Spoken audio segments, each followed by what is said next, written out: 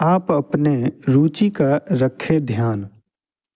हालाँकि हमारा मस्तिष्क भी है तो शरीर का एक अंग ही, लेकिन उसकी अपनी कुछ विचित्रताएँ भी हैं। शरीर के अन्य अंगों को जहाँ पौष्टिक आहार से पुष्ट किया जा सकता है, वहीं मस्तिष्क के साथ यह बात पूरी तरह लागू नहीं होती। मस्तिष्क का आहार प्रोटीन और विटामिन आदि इतने नहीं है, जितना कि इसका मनोविज्ञान है। हमें यह बात हमेशा याद रखनी चाहिए कि जरूरी नहीं होता कि हम अपने मस्तिष्क को स्पष्ट रूप से ही कुछ कहें। इस मामले में वह है, सर्वज्ञता है, हमारे बिना कुछ कहे ही सब कुछ जाने की अद्भुत क्षमता है उसमें। उसे तो बस पता कर लगना चाहिए कि हम क्या सोच रहे हैं, हम क्या करने जा रहे हैं। वह अपने आप को तुरंत ही उसी के अनुकूल ढाल लेता है। आप पूछ सकते हैं कि भला रुचि का हमारे मस्तिष्क से क्या लेना देना?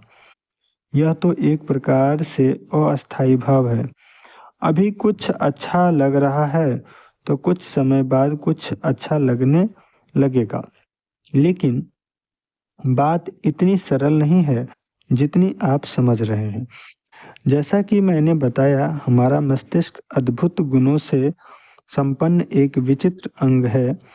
इसकी ग्रहण क्षमता तभी सबसे अधिक रहती है जब इसे इसकी रुचि के अनुकूल कुछ मिले, और हमें यह भी नहीं भूलना चाहिए कि ऐसा केवल मस्तिष्क के साथ ही नहीं होता, बल्कि हमारे सभी हृदयों के साथ होता है। हमारी आंखें अपनी रुचि के अनुकूल दृश्य देखना चाहती है। हमारी जीभ अपने स्वाद के अनुकूल चीज़ें चखना चाहती है। सभी की नाकों को एक ही फूल की गंध पसंद नहीं आती। जितनी नाकें उतनी सुगंधों की चाहत। तो फिर मस्तिष्क भी यही यदि यही कर रहा है तो उसमें भला परेशान क्यों होना चाहिए। हम सभी देखते ही हैं कि एक विद्यार्थी को गणित बहुत कठिन लगता है, लेकिन दूसरे विद्यार्थी को वह सबसे सरल और सबसे अच्छा लगता है। भारत के महान गणितज्ञ रामानुजन 11वीं पास नहीं कर पाए क्योंकि वे हर साल इतिहास में फेल हो जाते थे, जबकि गणित में उन्हें महारत हासिल थी। क्या आपको नहीं लगता कि इसका कारण यही हो सकता है कि गणित में उनकी रुचि थी, जबकि इतिहास में उनकी रुचि नहीं थी? आपको इस तथ्य को समझना ही होगा कि सच यही है कि न तो कोई विषय कठिन होता है, न ही सरल। यह हमारी अपनी अपनी रुचि होती है जो किसी भी विज्ञान को सरल या कठिन बना देती है। हाँ, यह बात ज़रूर है कि जिस विषय में मस्तिष्क को अधिक श्रम करना पड़ता है, उस विषय में लोगों की रुचि कम होती है, अधिक कम होती है। आखिर ज़्यादातर लोग सरल रास्ते को ही पसंद जो करते हैं।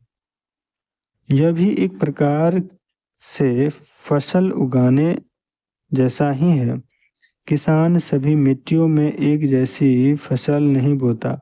वह मिट्टी के हिसाब से अलग अलग फसल लगाता है। काली मिट्टी में वह वहाँ चना और कपास बोना पसंद करता है, जब रेतीली मिट्टी में मूंगफली लगाएगा।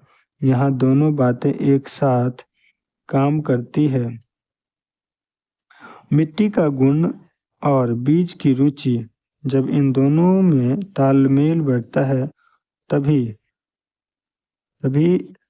फसल अच्छी होती है। ठीक इसी तरह से हमारी रुचि एक प्रकार से हमारी मस्तिष्क में बिखरी हुई मिट्टी की तरह है।